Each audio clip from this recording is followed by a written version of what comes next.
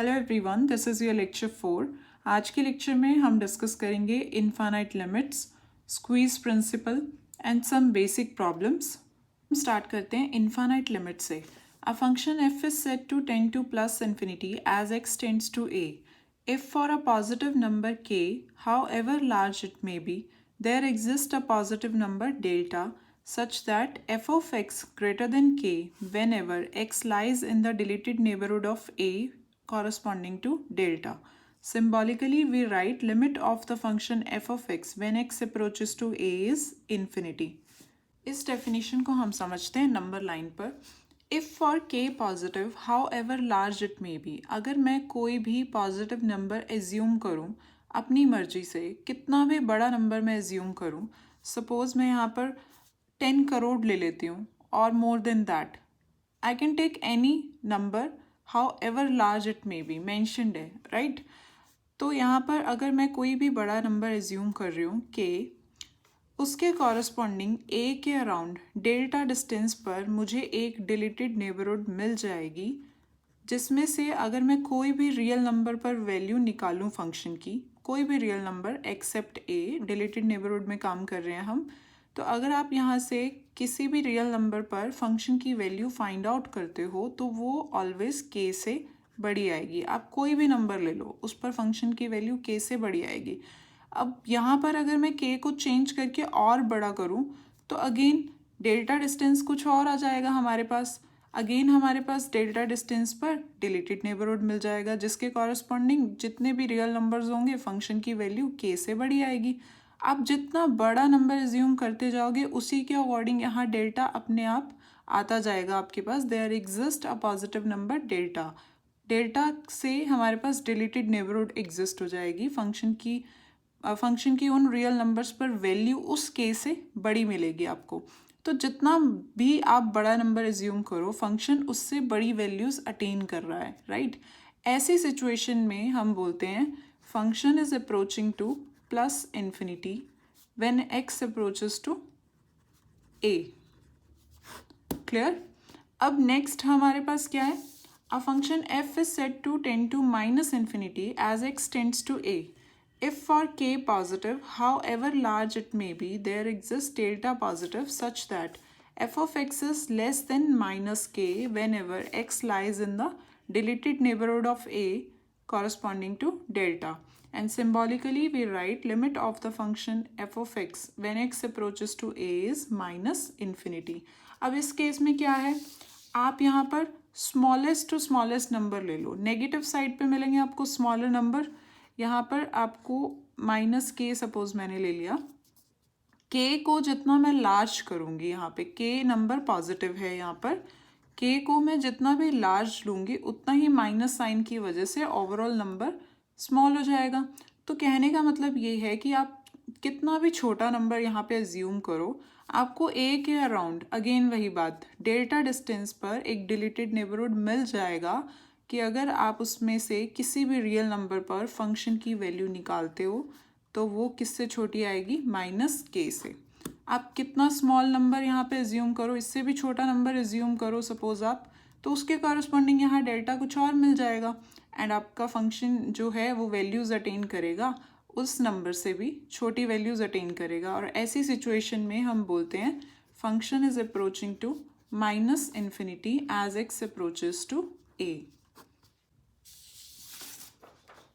I hope these definitions are clear to all of you. अब examples करेंगे तो और बेटर समझ में आ जाएगा।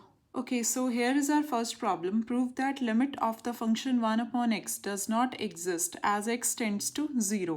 हमें क्या प्रूव करना है यहाँ पर, limit of the function 1 upon x when x approaches to 0 does not exist. So हमें यहाँ पर प्रूव करना है कि इस फंक्शन की लिमिट एग्जिस्ट नहीं करती when x approaches to 0. अब हो सकता है कुछ बच्चे ऐसा सोच रहे होंगे, जब x 0 को अप्रोच करेगा तो 1 अपॉन एक्स इन्फिनिटी को अप्रोच करेगा, तो हो गया प्रूव, इन्फिनिटी आ गया, तो that means limit does not exist. But बच्चों ऐसा नहीं है, लिमिट डज नॉट एग्जिस्ट का मतलब है नेसेसरी एंड सफिशिएंट कंडीशन का फुलफिल ना होना। नेसेसरी एंड सफिशिएंट कंडीशन क्या थी, लेफ्ट हैंड लिमिट और राइट हैंड लिमिट इक्वल आनी चाहिए, राइट।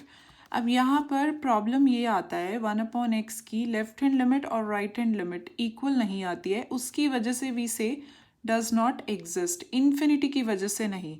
अगर यहाँ पर आप यहाँ पर देखो x अगर ज़ीरो को राइट साइड से अप्रोच करेगा तो यहाँ पर वैल्यूज़ जो हैं राइट साइड से अगर ज़ीरो को अप्रोच किया जाए तो ये वैल्यूज़ स्मॉल हो रही हैं, बट ये हैं तो पॉजिटिव, वैल्यूज़ छोटी होती जा रही हैं बट पॉजिटिव है, राइट। तो 1/x की वैल्यू बड़ी होती जाएगी, लार्जर होती जाएगी, बट रहेगी तो पॉजिटिव, तो ये किस तरफ अप्रोच करेगा, प्लस इन्फिनिटी की तरफ। बट अगर आप ज़ीरो को लेफ़्ट साइड से अप्रोच करते हो तो x की वैल्यू बढ़ रही है बट ये वैल्यू नेगेटिव है, राइट। तो 1/x की वैल्यूज़ भी नेगेटिव होंगी और स्मॉल होती जाएंगी। तो यहाँ पर आप अप्रोच कर रहे हो माइनस इन्फिनिटी की तरफ।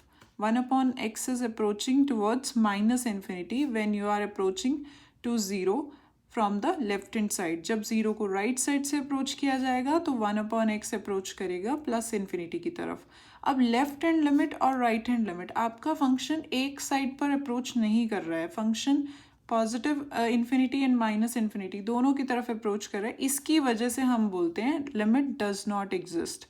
अगर यही क्वेश्चन आपका होता limit x approaches to zero 1/x², अगर ये प्रॉब्लम होता तो लिमिट एग्जिस्ट करती है। अब आप बोलोगे क्यों, इस पर भी तो इन्फिनिटी आएगा। यस, अब मैंने अभी आपको बताया अगर लेफ्ट हैंड लिमिट और राइट हैंड लिमिट इक्वल नहीं आती है तो हम बोलते हैं डज नॉट एग्जिस्ट, इन्फिनिटी की वजह से नहीं बोलते हैं। अब 1/x² के केस में क्या होगा, अगर आप राइट से अप्रोच करते हो तो भी 1/x² प्लस इन्फिनिटी की तरफ अप्रोच करेगा, पॉजिटिव नंबर्स है यहाँ तो पहले से ही। अब जब नेगेटिव साइड से अप्रोच करेंगे तो वैल्यूज़ बढ़ रही हैं बट है तो नेगेटिव, स्क्वायर की वजह से वैल्यूज़ पॉजिटिव हो जाएंगी और स्क्वायर करने की वजह से वैल्यूज़ और छोटी होंगी, क्योंकि हम ज़ीरो के बिल्कुल क्लोजेस्ट वैल्यूज़ की बात कर रहे हैं। तो 0 पॉइंट समथिंग स्क्वायर करेंगे तो और छोटा नंबर आएगा, तो वैल्यूज़ डिनोमिनेटर में छोटी होती जाएंगी एंड ओवरऑल वैल्यूज़ 1/x² की वैल्यूज़ बढ़ती जाएंगी। सो इसके अकॉर्डिंग प्लस इन्फिनिटी की तरफ ही अप्रोच करेगा, राइट। तो यहाँ पर लिमिट है इन्फिनिटी, ये एग्जिस्ट करती है बट ये एक फाइनाइट वैल्यू को अप्रोच नहीं करती है। इस केस में हम ये बोलेंगे लिमिट एग्जिस्ट कर रही है बट एक फाइनाइट वैल्यू नहीं है। ओके, सो आई होप आप लोगों को वो कन्फ्यूजन क्लियर हो गया होगा, कब हमें बोलना है डज नॉट एग्जिस्ट और कब हमारी लिमिट एग्जिस्ट करती है बट फाइनाइट वैल्यू को नहीं, ये कब आपको मेंशन करना है। एटलीस्ट आपका फंक्शन एक साइड पर अप्रोच कर रहा है, ठीक है, तो ये बहुत इंपॉर्टेंट है। नाउ आई होप आपको समझ में आ गया होगा कब आपको मेंशन करना है लिमिट डज नॉट एग्जिस्ट और कब नहीं करना है। ओके, अब आप ग्राफ में ऑब्जर्व करो, जो 1/x का ग्राफ है, अगर आप ज़ीरो को राइट साइड से अप्रोच कर रहे हो तो फंक्शन की वैल्यू अपवर्ड जा रही है प्लस इन्फिनिटी की तरफ, you can see that in the graph, right. अगर आप ज़ीरो को लेफ्ट साइड से अप्रोच कर रहे हो तो जो आपका ग्राफ है वो डाउनवर्ड जा रहा है माइनस इन्फिनिटी की तरफ। और 1/x² के ग्राफ में क्या है, आप चाहे राइट से अप्रोच कर रहे हो ज़ीरो को चाहे लेफ्ट से, आपका जो ग्राफ है वो पॉजिटिव इन्फिनिटी की तरफ है। Okay, so this is the difference. अब इस क्वेश्चन को प्रूव करने से पहले लिमिट और कौन सी सिचुएशन में एग्जिस्ट नहीं करती ये समझते हैं। अब जैसे कि ये सिचुएशन है, फंक्शन की वैल्यू है 0 if x is an irrational number, function की वैल्यू होगी 1 if x is a rational number. हमें क्या प्रूव करना है, limit of the function f of x when x approaches to a does not exist. a क्या है यहाँ पर, कोई भी रियल नंबर, मतलब किसी भी रियल नंबर पर x अप्रोच करे फंक्शन की लिमिट कभी भी एग्जिस्ट नहीं करेगी। पूरी रियल लाइन पर किसी भी पॉइंट पर फंक्शन की लिमिट एग्जिस्ट नहीं करती। अब क्या रीज़न है इसका, अगर मेरे पास कोई रियल नंबर है a on the real line, left hand limit की बात करते हैं, जब हम x को अप्रोच करेंगे from the left hand side, अगर हम a को अप्रोच करेंगे a को अगर हम अप्रोच करें from the left hand side, that means यहाँ पर मैं डेल्टा डिस्टेंस पर a minus delta to a की बात कर रही हूँ। यहाँ पर x जो है that lies between a minus delta to a, ठीक है। अगर आप इसमें से कोई भी पॉइंट पिक करते हो तो आप जानते हो ये एक इंटरवल है, इस इंटरवल में इन्फाइनाइटली मैनी इरेशनल और रैशनल प्रेजेंट होंगे।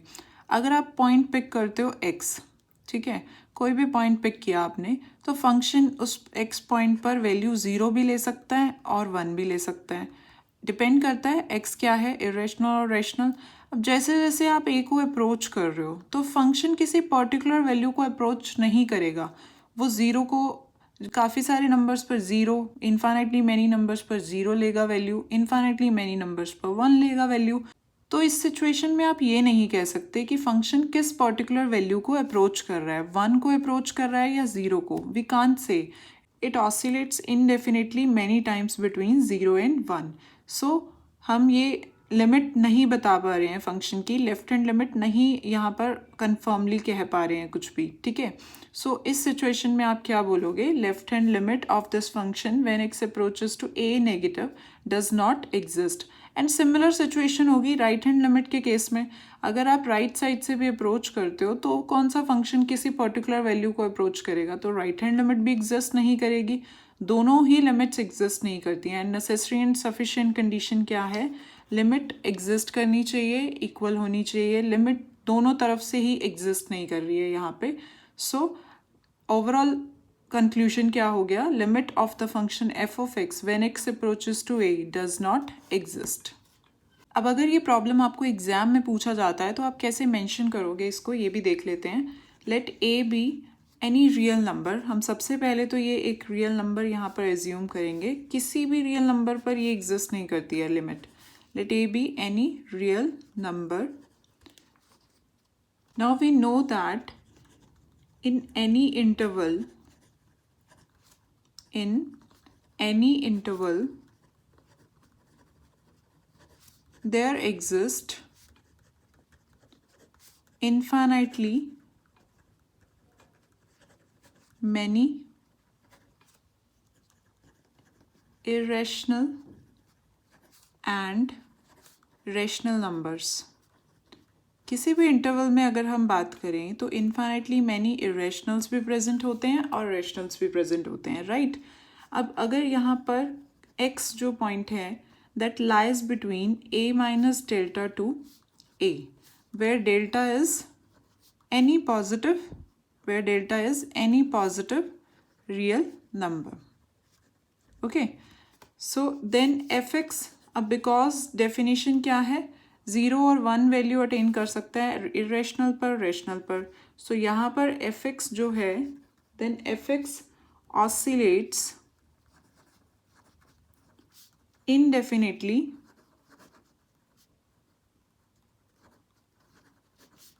many times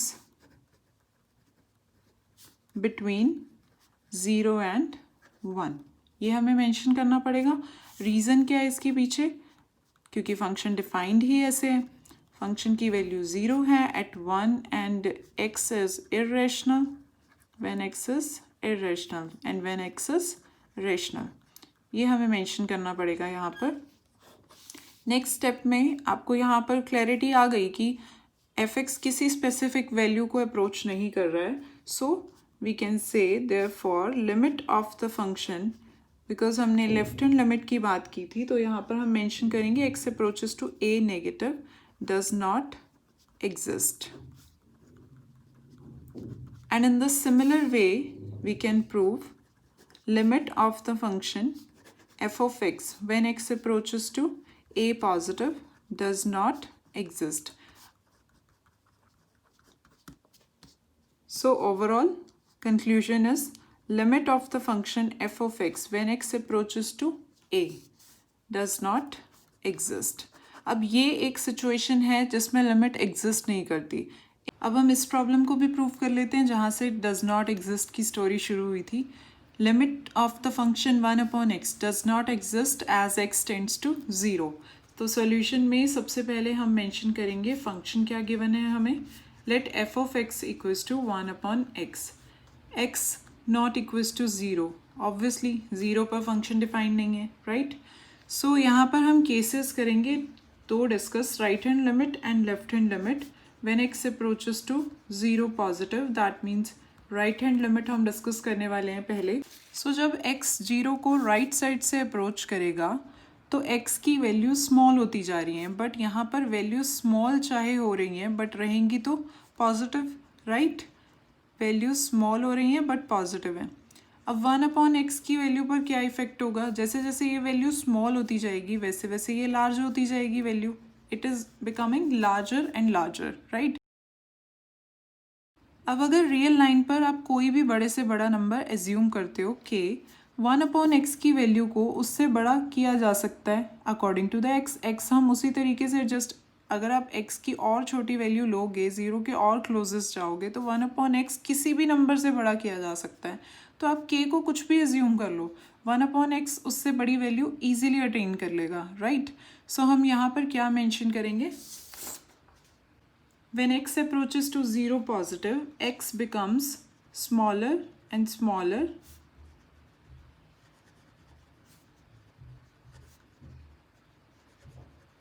but it will remain positive.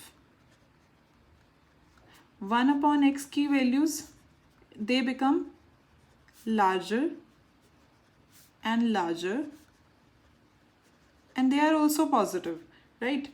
So let k be any positive number. Definition recall कर सकते हो आप, एक बार डेफिनेशन देख सकते हो जो हमने स्टार्टिंग में डिस्कस किया था। However large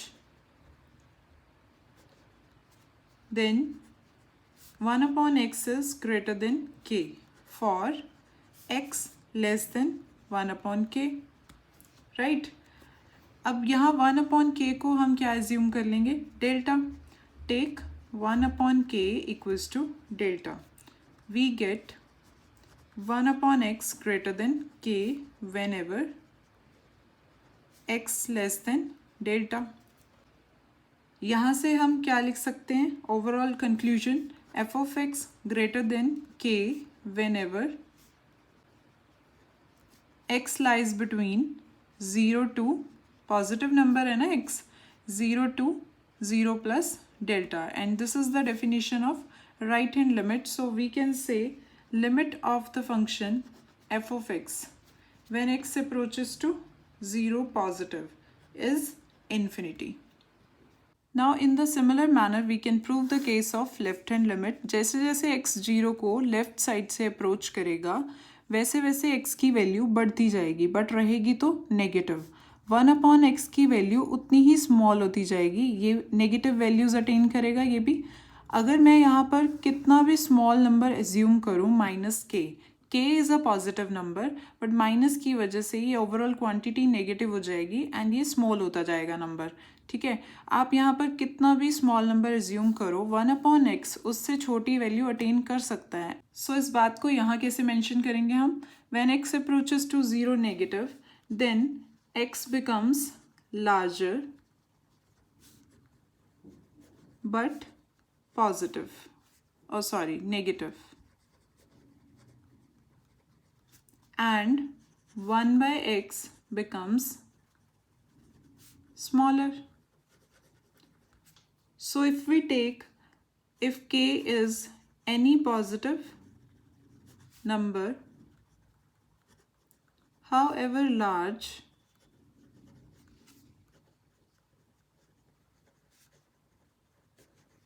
then 1/x is less than -k for x greater than 1/-k, right.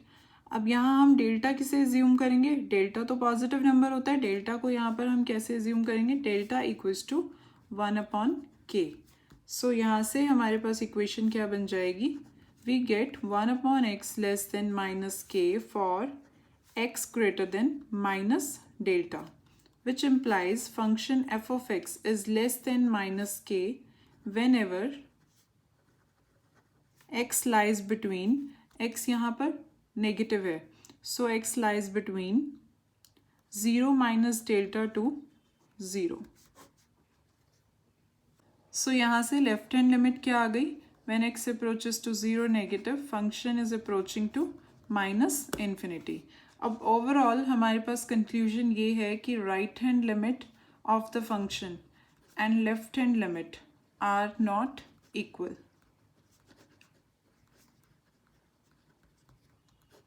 So hence we can say by the necessary and sufficient condition we can say limit of the function fx when x approaches to 0 does not exist. This is it.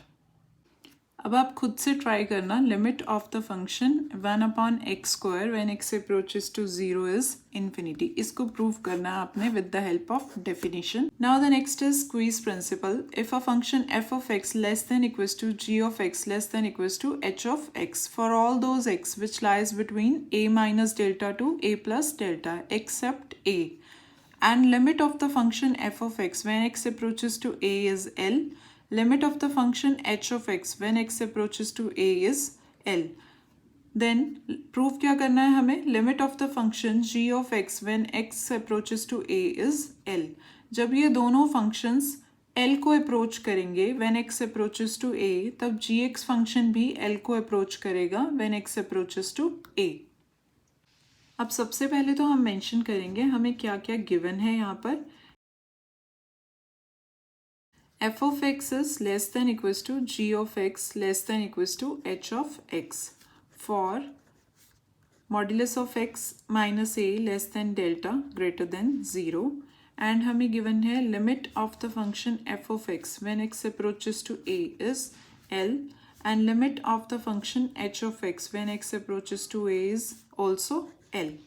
अब यहाँ पर जब हमें prove करना है to prove में mention हो जाएगा limit of the function g of x when x approaches to a is L.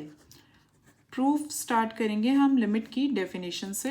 यहाँ पर फंक्शन f of x की लिमिट है L as limit of the function f of x when x approaches to a is L. So this implies definition आपको याद होगी for given epsilon positive there exists epsilon positive real number however large there exists delta positive real number such that modulus of f of x minus L less than epsilon when यहाँ पर हम delta 1 assume कर लेते हैं because दोनों के case में delta same exist करेगा ये तो कोई ज़रूरी नहीं है. सो हम यहाँ पे ले लेते हैं delta 1 when modulus of x minus a less than delta 1 and greater than 0. So this is our first condition. Now in the similar manner we can apply the definition of limit over here. So we will get for given epsilon positive there exists a positive number delta 2 such that modulus of h of x minus L less than epsilon when modulus of x minus a less than delta 2 and greater than 0. This is your equation number 2. अब equation number 1 का मतलब क्या है? f of x lies between L minus epsilon to L plus epsilon when x lies between a minus delta 1 to a plus delta 1, right? And similarly h of x lies between L minus epsilon to L plus epsilon when x lies between a minus delta 2 a plus delta 2. So these are the final conditions I have. अब इन्हें combine करना है हमें. अब मान लेते हैं real line पर हमारे पास कोई नंबर है a. Okay so delta 1 distance पर लेफ्ट में आ जाएगा यहाँ पर point a minus delta 1 and same distance पर a प्लस डेल्टा 1. अब मैं एज्यूम करके चलूँगी यहाँ पर डेल्टा 1 स्मॉल है डेल्टा 2 से. आप कोई भी केस कर सकते हो, कोई प्रॉब्लम नहीं है. यहाँ पर a प्लस डेल्टा 2 बड़ा है तो यहाँ पर जो ये वाली डिलीटेड नेबरहुड आएगी वो आ जाएगी a minus delta 2 a plus delta 2, right. अब ये जो फर्स्ट कंडीशन या फिर इसको इक्वेशन नंबर 3 बोल देते हैं और इसको बोल देते हैं 4. ये जो थर्ड कंडीशन हमारे पास है f x lies between L minus epsilon to L plus epsilon, ये ट्रू है उन एक्स वैल्यूज़ के लिए जो इस इंटरवल में लाई कर रही हैं एक्सेप्ट ए. ओके सो जब जब x यहाँ पर लाई करेगा तब तब एफ एक्स की वैल्यू l माइनस एप्साइलन से l प्लस एप्साइलन के बीच में रहेगी, और एच एक्स की वैल्यू जो है वो इस इंटरवल के लिए x जब जब a माइनस डेल्टा टू से a प्लस डेल्टा टू में लाई करेगा तब तब H x l minus epsilon से l प्लस एप्साइलन में लाई करेगा। तो दैट मीन्स ये वाली कंडीशन जो डेल्टा टू के लिए ट्रू है वो डेल्टा वन के कॉरस्पॉन्डिंग भी ट्रू है, इस पोर्शन में भी ये एग्जिस्ट करता है, ये ट्रू है। ठीक है, तो मैं इन दोनों कंडीशंस को कंबाइन कर सकती हूँ by writing delta one here. मैं यहाँ पे डेल्टा टू की जगह डेल्टा वन अगर लूँ तब भी ये कंडीशंस ट्रू हैं, राइट। अब अगर डेल्टा टू स्मॉल होता तो सेम सिचुएशन यहाँ पे मैं डेल्टा वन को रिप्लेस कर सकती थी बाय डेल्टा टू। सो इनको कंबाइन करने का तरीका क्या है, आप इसमें से मिनिमम ले लो, डेल्टा वन और डेल्टा टू में से मिनिमम क्वांटिटी जो भी है उसे लेकर चलो। सो हम क्या मेंशन करेंगे सबसे पहले यहाँ पर, suppose delta dash be the minimum quantity, delta one and delta two में से जो भी मिनिमम होगा उसको नाम दे देते हैं delta dash. Then 3 and 4 conditions are true for delta dash, right. और हमें गिवन और क्या था क्वेश्चन में, f x is less than equals to g x is less than equals to h x. अब अगर इन दोनों कंडीशंस को कंबाइन किया जाए तो हम फाइनल कंडीशन क्या बना सकते हैं, thus we have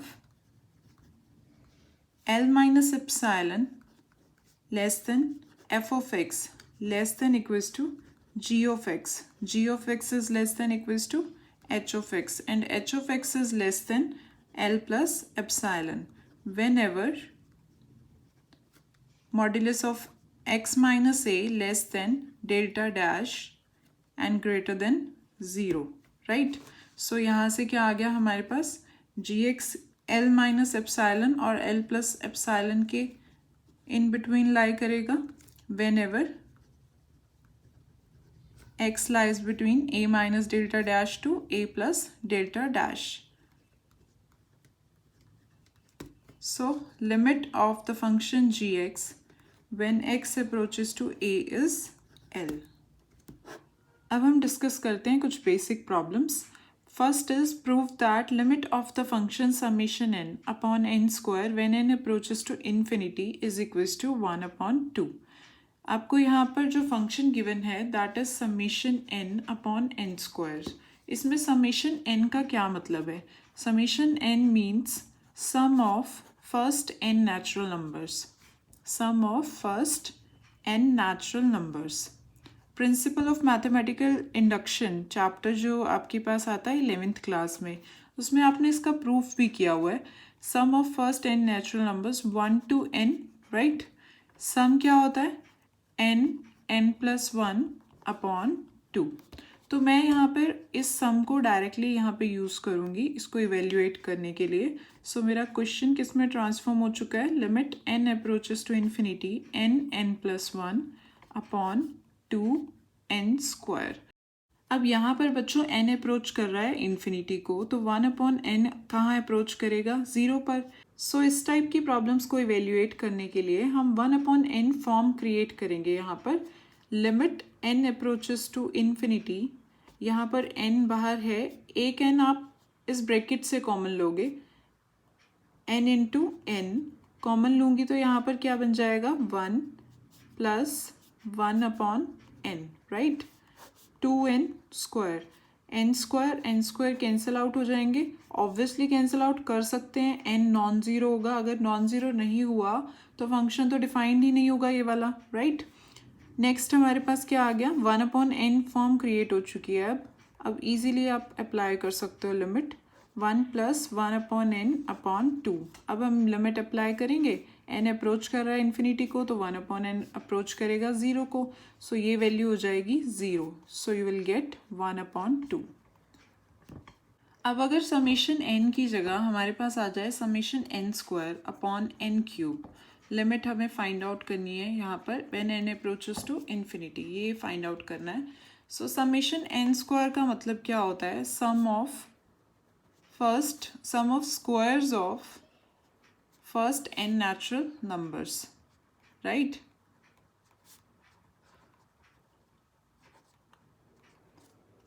one square plus two square plus n square and sum होता किसके इक्वल है? N plus one, 2n plus one upon 6। अब यहाँ पर इसका यूज़ करेंगे हम, तो ये बन जाएगा limit n approaches to infinity n plus one 2n plus one upon 6 into n cube. अब फिर से वही बात है, n अप्रोच कर रहा है इन्फिनिटी को तो 1 अपॉन n अप्रोच करेगा ज़ीरो को। अब यहाँ पर हम कॉमन लेंगे इन दोनों ब्रैकेट्स से n, limit n approaches to infinity n into यहाँ से n लेंगे, यहाँ से n लेंगे तो n क्यूब हो जाएगा यहाँ पर, और इस ब्रैकेट में आएगा 1 प्लस वन अपॉन n, और इस ब्रैकेट में क्या आ जाएगा 2 plus one upon n upon 6n cube. ये कैंसिल आउट हो जाएंगे, अगेन n नॉन ज़ीरो है, कोई प्रॉब्लम नहीं है कैंसिल आउट करने में। Next n approaches to infinity, so 1 upon n approaches to zero, so मेरे पास यहाँ पर बचेगा 1 into 2 upon 6, it is equals to 1 upon 3। Okay, अब अगर आ जाए summation n cube upon n4, तो यहाँ पर आप यूज़ करोगे समेशन ऑफ n क्यूब की वैल्यू क्या होती है? sum of cubes of first n natural numbers, that is equals to 1 cube plus 2 cube plus n cube, and its value is equals to n plus 1 upon 2 whole square। इसको यहाँ पर put करेंगे और solve करेंगे, आप खुद से try करना। अब नेक्स्ट प्रॉब्लम है बच्चों, tan x minus sine x upon sine cube x, limit निकालनी है when x approaches to zero. अब यहाँ पर अगर आप केयरफुली ऑब्जर्व करो, अगर आप बेसिक ट्रिग्नोमेट्रिक फार्मूलाज जानते हो तो आपके लिए प्रॉब्लम कुछ भी नहीं है, बहुत इजी है। tan x को हम ओपन करके क्या लिख सकते हैं? Sine x upon cos x, right? Sine x upon cos x, easily sine x common आ जाएगा न्यूमरेटर से, अपॉन साइन क्यूब x। साइन x को अगर यहाँ पर कॉमन ले लें तो हमारे पास बचेगा limit x approaches to zero sine x 1 upon cos x minus 1 divided by sine cube x, cancel out हो जाएगा ये sine square x। Overall form जो बचेगी that would be limit x approaches to zero 1 minus cos x upon cos x sine square x। अब मुझे पता है जिन बच्चों को अच्छे से ट्रिग्नोमेट्री का नॉलेज है, फॉर्मूलाज पता है, सब कुछ आइडेंटिटीज़ पता है, वो इजीली इसको सॉर्ट कर सकते हैं फर्दर भी, बट मैं इसे कंप्लीट ही करवा रही हूँ। यहाँ पर है cos x, sine square x can be written as 1 minus cos square x।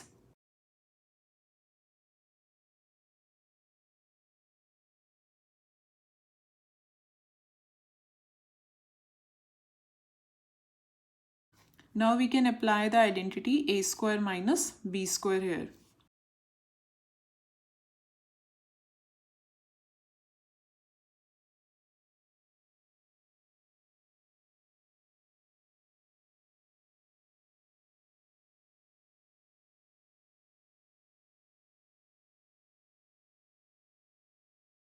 Okay, so अब लिमिट अप्लाई करेंगे हम यहाँ पर, limit x approaches to zero, cos x approach जब ज़ीरो को करेगा तो cos x कहाँ अप्रोच करेगा? 1 को, राइट?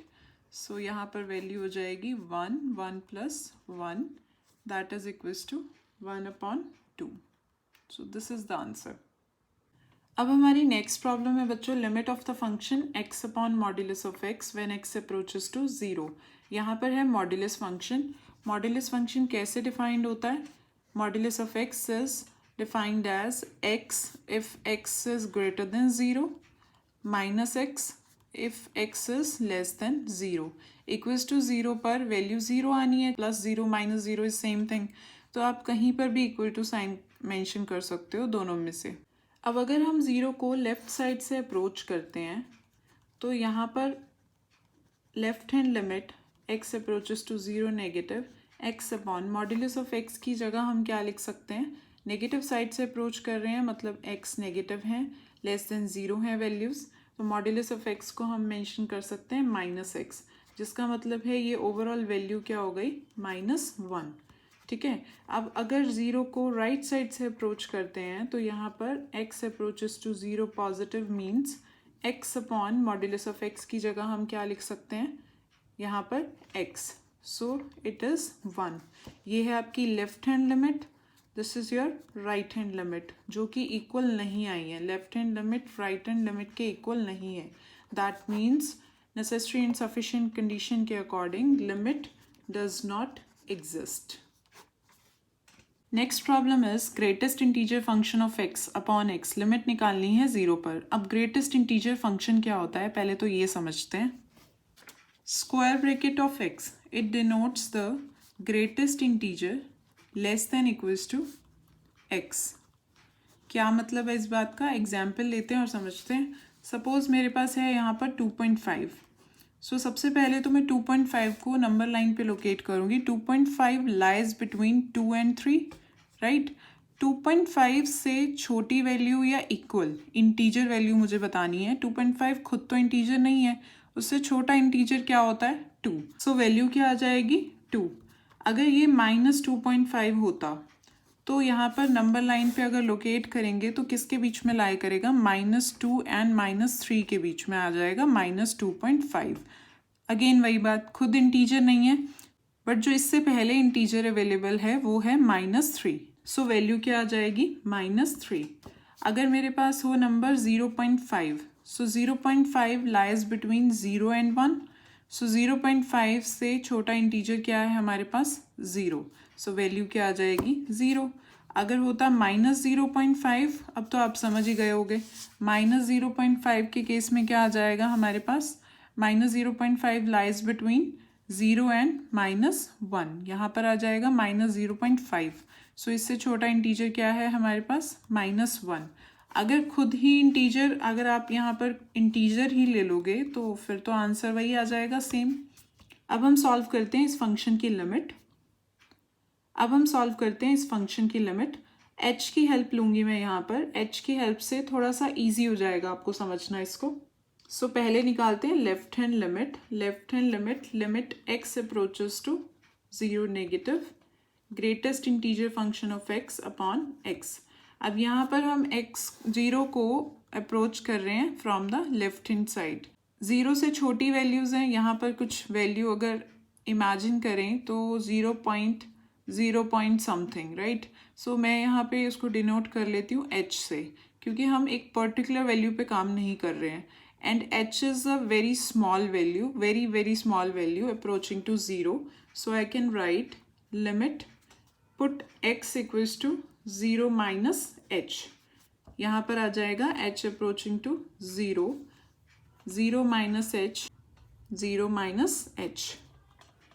सो यहाँ पर वैल्यू जो है बन जाएगी मेरे पास यहाँ पर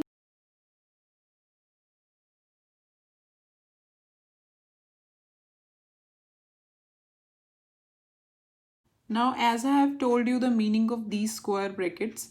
इसको अप्लाई करते हैं पहले, यहाँ पर देखते हैं इसकी वैल्यू क्या है। -h जो है वो 0 और -1 के बीच में है, बिकॉज हम क्लोजेस्ट वैल्यूज़ की बात कर रहे हैं 0 के, तो यहाँ पर लाई करेगा -h। तो इससे पहले जो इंटीजर अवेलेबल है मेरे पास दैट इज़ -1, तो ये वैल्यू क्या आ जाएगी, limit h approaches to 0 -1 upon -h। अब मुझे यहाँ पर 1 अपॉन h की वैल्यू चेक करनी है which is equals to infinity. As h is approaching to 0, left hand limit क्या आ गई हमारे पास इन्फिनिटी। अब हम फाइंड आउट करते हैं right hand limit. Limit x approaches to 0 positive x upon x। अब अंडरस्टूड है, हमें यहाँ पर क्या एज्यूम करना है, put x equals to 0 plus h। तो यहाँ पर क्या आ जाएगा, limit h approaches to 0 plus h upon 0 plus h, right. Limit h approaches to 0, h greatest integer function of h upon h। अब यहाँ पर वैल्यू कहाँ एग्जिस्ट कर रही है, ये positive h, it lies between 0 to 1, so the value of greatest integer function would be 0। So यहाँ पर आ गया न्यूमरेटर 0, जिसकी वजह से ये ओवरऑल वैल्यू क्या हो जाएगी 0। So as left hand limit is infinity, right hand limit is 0, equal नहीं आई हैं लिमिट्स, सो कंक्लूजन क्या हो जाएगा, limit of this function does not exist. अब हम एक और प्रॉब्लम करते हैं ग्रेटेस्ट इंटीजर फंक्शन पर। लेफ्ट हैंड लिमिट निकालेंगे सबसे पहले, limit x approaches to 5/2 negative. So यहाँ पर ग्रेटेस्ट इंटीजर फंक्शन है x का, लिमिट h अप्रोचेस टू 0, यहाँ पर हम पुट कर रहे हैं x को 5/2 माइनस h। सो ये हो जाएगा मेरे पास 5/2 माइनस h, राइट। 5/2 मीन्स 2.5। अब 2.5 के अराउंड यहाँ पर वैल्यू है मेरे पास, लेफ्ट साइड पे यहाँ पर आ जाएगा 2.5 माइनस एच। एच को एज्यूम कर सकते हो, अगर आपको थोड़ा समझने में प्रॉब्लम होता है तो आप एच को 0.1, 0.001 कुछ भी एज्यूम करके समझ सकते हो इसको। तो 2.5 के लेफ्ट में है ये नंबर एंड यहाँ पर है 2, ठीक है। तो यहाँ जो भी वैल्यू हो, डजेंट मैटर, इनके बीच में लाई कर रही है, तो ग्रेटेस्ट इंटीजर क्या होगा, 2। सो इसकी वैल्यू क्या हो जाएगी, 2। राइट हैंड लिमिट के केस में limit x approaches to 5/2 positive, limit h approaches to 0 5/2 plus h। अब ये वैल्यू है 2.5 plus h, 2.5 plus h। Again वही बात है, अगर समझने में प्रॉब्लम आती है, h is a very very small quantity, positive quantity, आप इसे 0.1, 0.001 कुछ भी एज्यूम कर सकते हो। ये 0 के क्लोजेस्ट वैल्यू है। 2.5 प्लस h, ये 2.5 और 3 के बीच में लाई कर रहा है, तो अगेन ये इससे पहले जो इंटीजर है वो 2 ही है, ठीक है। इससे कोई फ़र्क नहीं पड़ा, वो 2.5 से आगे शिफ्ट हो रहा है, but still integer is 2। So ये वैल्यू क्या हो जाएगी, 2। Left hand limit, right hand limit same आ चुकी हैं। सो लिमिट एग्जिस्ट कर रही है and it is equals to 2। Now this is our last problem of today's lecture. E raised to power 1 upon x minus 1 upon e raised to power 1 upon x plus 1 limit निकालनी है 0 पर। तो start करते हैं। Left hand limit निकालेंगे सबसे पहले हम, limit x approaches to 0 negative. 0 negative के लिए हम यहाँ पुट करेंगे x equals to 0 minus h। तो पहले तो फंक्शन सेम यहाँ पर लिखना पड़ेगा, e1 upon x plus 1 limit h approaches to 0 e raise to the power 1 upon 0 minus h minus 1 upon e raise to the power 1 upon 0 minus h minus plus 1। सो यहाँ पर हो गया मेरे पास limit h approaches to 0 e raise to the power minus 1 upon h minus 1 e raise to the power minus 1 upon h plus 1, right.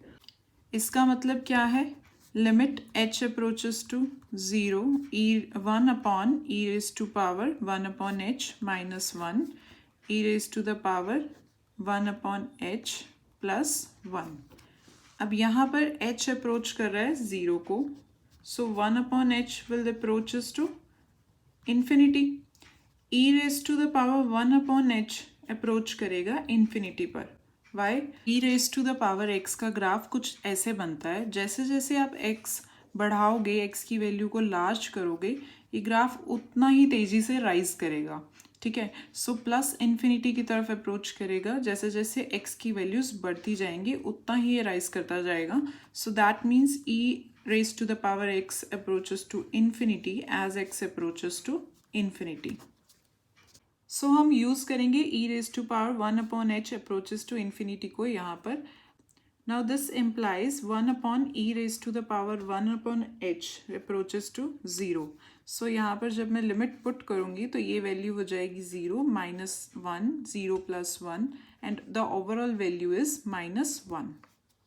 अब हम निकालते हैं इस फंक्शन की right hand limit. Right hand limit क्या हो जाएगी, limit x approaches to 0 positive e raise to the power 1 upon x minus 1 e raise to the power 1 upon x plus 1। इस केस में हम क्या पुट करेंगे, x को, put x equals to 0 plus h। तो ये क्या हो जाएगा यहाँ पर function h approaches to 0 e raise to the power 1 upon 0 plus h, that means h 1 upon h plus 1। Now as I have told you, when h approaches to 0 e raised to the power 1 upon h approaches to infinity। अब ऐसा तो नहीं है ना, हम यहाँ infinity put कर देंगे. Infinity is not a number, it is just a symbol. So large to large values को डिनोट करने के लिए हम यहाँ इन्फिनिटी पुट नहीं कर सकते. सो हम यहाँ पर क्या करेंगे, डिनोमिनेटर की फॉर्म में इसको लेके आएंगे. E raise to the power 1/h को यहाँ से कॉमन लेंगे, न्यूमरेटर से भी एंड डिनोमिनेटर से भी. तो ये हो जाएगा हमारे पास यहाँ पर 1 minus 1/e raise to the power 1/h, और डिनोमिनेटर में हो जाएगा e raise to the power 1/h 1 plus 1/e raise to the power 1/h. Limit h approaches to 0. अब ये हो जाएंगे कैंसल आउट यहाँ से. e raise to the power x कभी भी वैल्यू 0 अटेन नहीं करता, जैसे कि मैंने ग्राफ में भी शो किया आपको. यहाँ पे ये वैल्यू क्लोजेस्ट जाएगी बिल्कुल. x जैसे जैसे कम होगा y की वैल्यू क्लोज होती जाएगी 0 के, बट 0 अटेन कभी नहीं करेगा ये. ओके, सो यहाँ पर हम अब यूज़ करेंगे e raise to the power 1/h. जैसे कि यहाँ पे मैंने शो किया था h अप्रोचेस टू 0 है, तो 1/e raise to the power 1/h approach करता है 0 को. तो यहाँ पर इसका यूज़ करेंगे. सो ये हो जाएगा हमारे पास limit h approaches to 0 1 minus 0/1 plus 0. So this is equals to 1. अब हमारे पास लेफ्ट हैंड लिमिट थी -1 and right hand limit is 1. So again limit does not exist of this function. Now this was all about today's lecture. In the next lecture we will discuss about continuity. So stay connected.